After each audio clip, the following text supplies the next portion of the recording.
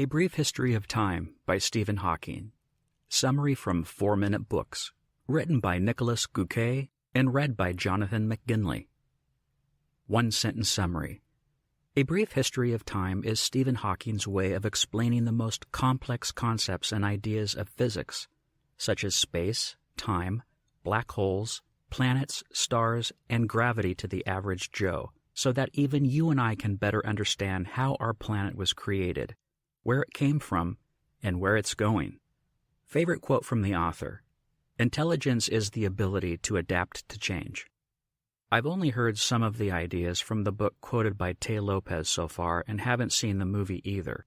The blinks have been sitting in my library for a while, so it was about time to let one of the most brilliant minds in the history of the world, Mr. Hawking, speak.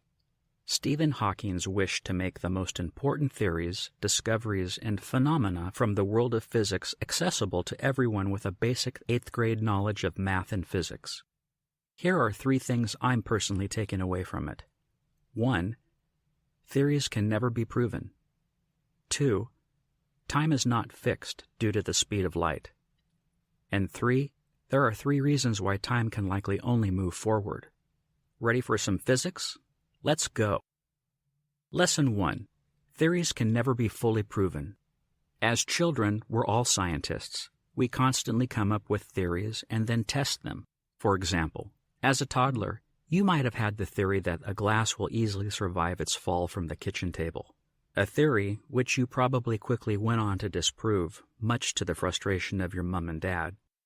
Nowadays, since we're grown up, we don't see theories as what they are anymore. Educated guesses.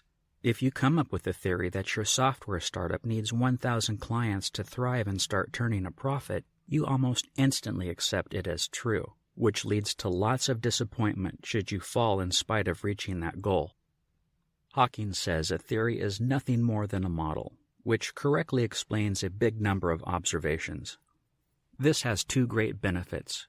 1, you can make definite predictions about the future, and 2, the theory can always be disproven if evidence against it comes up. For example, a commonly accepted theory until 1903 was that nothing heavier than air could fly.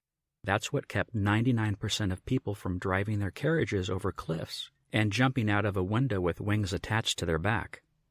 According to the theory, they wouldn't be able to fly, and some of the people who tried added credibility to that theory.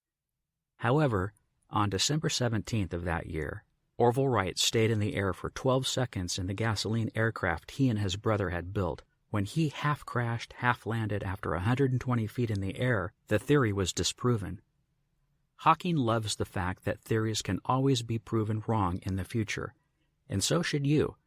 Stop assuming so much and start finding evidence. Lesson 2. Due to the constant speed of light, time is not fixed. If you've ever wondered what Einstein's theory of relativity was all about, you've come to the right place. The general statement of this theory is that the laws of physics are the same for all freely moving observers and objects. Because the speed of light constantly being 186,000 miles per second is one such law, it means that no matter where you are or where you're going, the speed with which light reaches you is the same. However, time is always determined by dividing the distance something has traveled by its speed, right? For example, if you take your car and drive for 100 miles at 100 miles per hour, it will take you exactly an hour to get to your destination. But if one person travels 186,000 miles towards a ray of light and another travels 186,000 miles away from it, but the speed of light is constant, the light would reach the first person 2 seconds faster, that is, at a different point in time. That's the reason why time is relative and why Mr. Einstein has become so famous. Lesson 3. Time can most likely only move forward for 3 reasons. Different times for different people is one thing, but how about time travel? Can time move backwards? Hawking says it's not impossible, but unlikely, for 3 reasons. 1. Time only moves forward thermodynamically. Entropy is the tendency to increase disorder whenever possible. For example, your coffee mug only stays in mug form because force is holding it together. As soon as you drop it, It'll be happy to increase its entropy in the form of a whole bunch of shards. However, it would never spontaneously resemble itself on its own, and thus decrease entropy. So thermodynamically, time only moves forward. 2. Time only moves forward psychologically. You can never remember the future. For example, after your mug breaks, you can remember what it looked like before, but you can never know the exact position of the shards on the floor before you break it. And 3. Time only moves forward cosmologically. As the universe expands, its entropy increases. Since entropy constantly increases also means that time moves forward, due to reason number 1. This adds to the point. However, the universe could start contracting again after reaching its maximum extension, thus reversing entropy and also time. But Hawking says that we wouldn't know.